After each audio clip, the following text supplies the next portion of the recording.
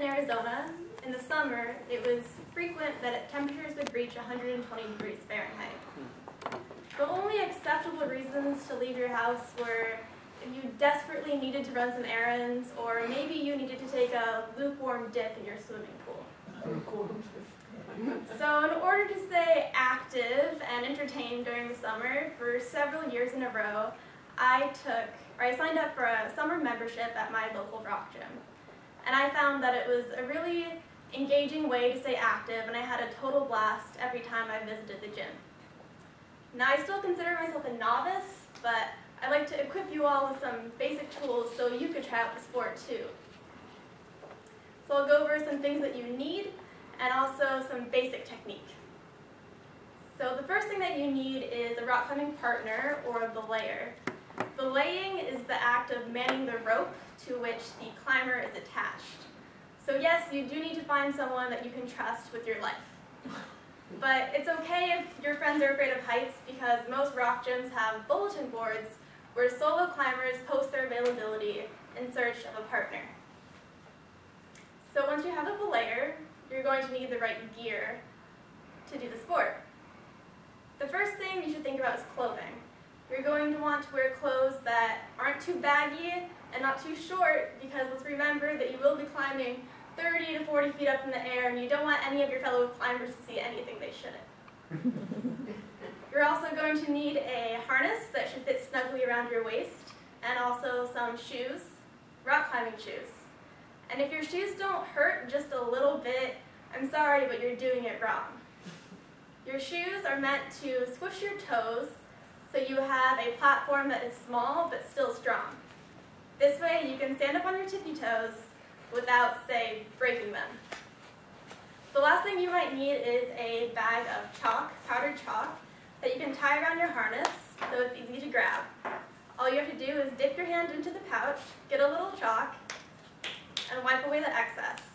And this will absorb any of the sweat on your hands and help you get a better grip onto the rock climbing wall. So once you have your partner, you have all your gear, you will tie up all your knots, and the rock climbing staff will have to teach you how to do this. Then, the next thing you'll do is exchange a bit of dialogue between the belayer and the rock climber. And it's a bit of dialogue to just tell everyone that we're safe, everything's tied up, and we're ready to go. So the rock climber will turn to the belayer and say, "Belay on," and that's saying, "Is everything okay? Are we good to go?" And if the belayer agrees, they will say, "On belay." If the rock climber is ready to go, they'll let the belayer know by saying, "Climbing." And if the belayer thinks that is okay, they will say, "Climb on." So then you can begin your descent and climb to the top of your first rock climbing wall. The last thing I'd like to tell you all about is a little bit of technique. It's a common misconception that rock climbing is all about upper body strength, but it's really not, especially for beginners. Your legs are the strongest part of your body, and so this is really where you want to rely. So the key to this is keeping your weight over your feet. So more or less, you want to stand up straight, even while you're on the rock wall, more or less parallel to the wall. And this is so you don't maybe push your weight past your feet or bend your knees excessively. Because if you do, all of your weight's going to be hanging on your arms. And then you're just trying to use the brute force of your biceps to pull yourself up the rock wall.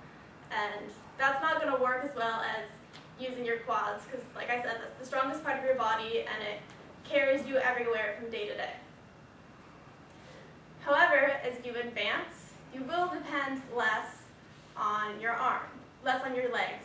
And so I'd like to go over 3 basic rock climbing grips. So the first grip is called a crimp grip, and you use this when you have a ledge in the rock wall.